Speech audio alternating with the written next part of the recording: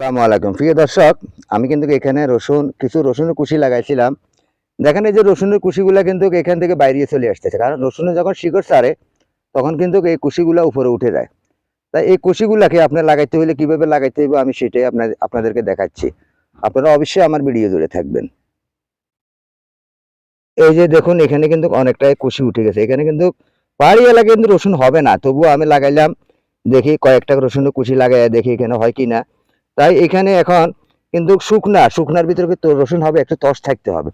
তস না থাকলে কিন্তু রসুন হবে না। এই যে এখন আমি পানি মেরে এগুলা কিন্তু আমি এখন পানি মেরে দিচ্ছি। এই যে দেখতেছেন এখানে পানি পড়তেছে, পানি দিয়ে এগুলো ভিজিয়ে দিচ্ছি, কারণ এই রসুনগুলো একটু চারা যখন উঠে যাবে, এই যে এখানে একটা চারা উঠে গেছে, এই যে একটা চারা উঠে গেছে, এইভাবে চারা আরো উঠতেছে, এই যে রসুনের চারা উঠতেছে।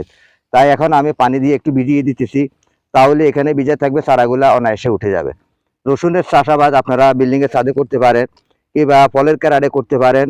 রসুনের চাষাবাদ করলে অবশ্যই আপনি সেখান থেকে রসুনের পাতাও খাওয়া যায়, রসুনের পাতাও খাওয়া যায়। তাই সকলকে আমি আহ্বান জানাইতেছি, আপনারা রসুনের পাতা খেতে পারবেন, কিংবা রসুনও হবে। এই বালু মাটিতে কিন্তু রসুন হয় না। রসুন হওয়াইতে হলে এখানে দোআঁশ মাটি লাগবে, দোআঁশ মাটি ছাড়া হবে না।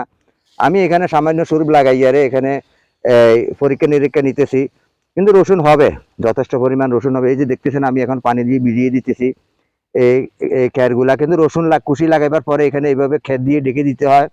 খ্যার দিয়ে ডেকে দিলে আর এই খ্যারের ভিতরে কিন্তু রসুনগুলা হয়ে যাবে। এখানে অনেকটা রসুন কিন্তু উঠে গেছে, তবুও আমার এখানে মনোযোগী নাই, কারণ এখানে রসুন হবে না।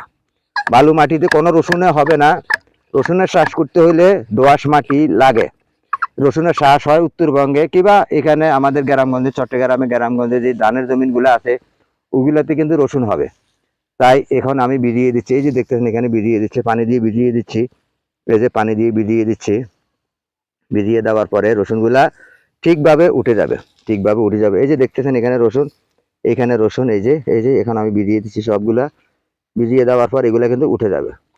তাই আপনারা সব সময় রসুনের চাষাবাদ করুন। রসুনের পাশাপাশি এখানে দেখেন সিমও চাষাবাদ করা হয়েছে, বিভিন্ন রকমের ফসলাদি এখানে আছে। এই যে দেখতেছেন এখানে এখানে বিভিন্ন রকমের এক একটা করি আমি এখানে আপনাদেরকে দেখাচ্ছি।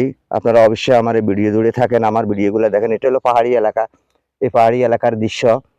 তাই সব সময় আপনারা যে কোনো খালি পরিত্যক্ত জায়গাতে আপনারা চাষাবাদ করার জন্য চেষ্টা করবেন। সকলকে সেই প্রত্যাশা নিয়ে ইউটিউব চ্যানেল ও ফেসবুক পেজ থেকে বিদায় নিচ্ছি। আসসালামু আলাইকুম।